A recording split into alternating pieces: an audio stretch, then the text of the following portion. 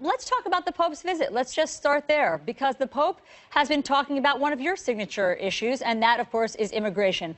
The Pope has a different take on immigrants.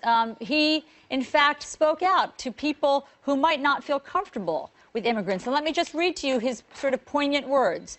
The Pope said yesterday, "Perhaps it will not be easy for you to look into their souls. Perhaps you will be challenged by their diversity, but know that they also possess resources meant to be shared. So do not be afraid to welcome them." What do you think of the Pope's words? Well, I think his words are beautiful, and I respect the Pope, and I like the Pope very much. I will say this. We have a country that is going through tremendous problems. We owe $19 trillion. So, number one, we can't afford this process. We have tremendous crime problems. As you know, the illegal immigrants are coming in.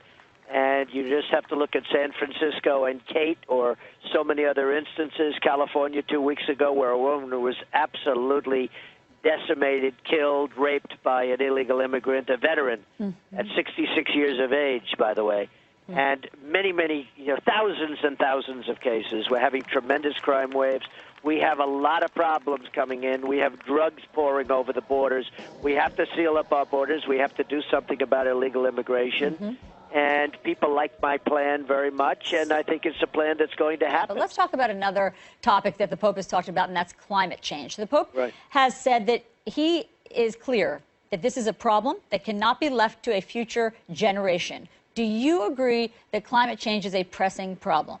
No. I think that clean air is a pressing problem. You want to have clean air. You want to have clean water. That's very important to me, and I've won many environmental awards. I am not a believer in climate change. Now, it's gone global warming and climate change, and now they call it actually extreme weather. That's the new one, because weather seems to be a little more extreme. But actually, if you look, a lot of the big floods and a lot of the big things, in 1890, they had the greatest flood. In 1904, they had the greatest rainstorm. Look, it's weather, and we have bad floods. I can't watch the evening news anymore. Every time you turn on the evening news, they show there's a big rainstorm, there's a tornado, there's this. I mean, you can't watch the news anymore. It's always weather. And frankly, it's been that way for so long. And it honestly, it's called weather changes, and you have storms, and you have rain, and you have beautiful days. But I do not believe that we should imperil the companies within our country. And by the way, China's doing nothing. If you look at these other countries, they're doing nothing. All they do is talk. But we're going to imperil jobs. We're going to imperil, actually, the middle class, and the lower classes are going to be the people with no money are going to be imperiled by doing this, because it costs so much, and nobody knows exactly if it's going to work. You have scientists.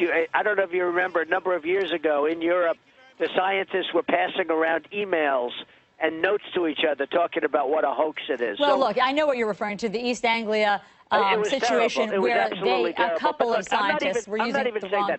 I'm saying this. I believe in clean air, immaculate air. Sure. I believe in clean water, all of those things.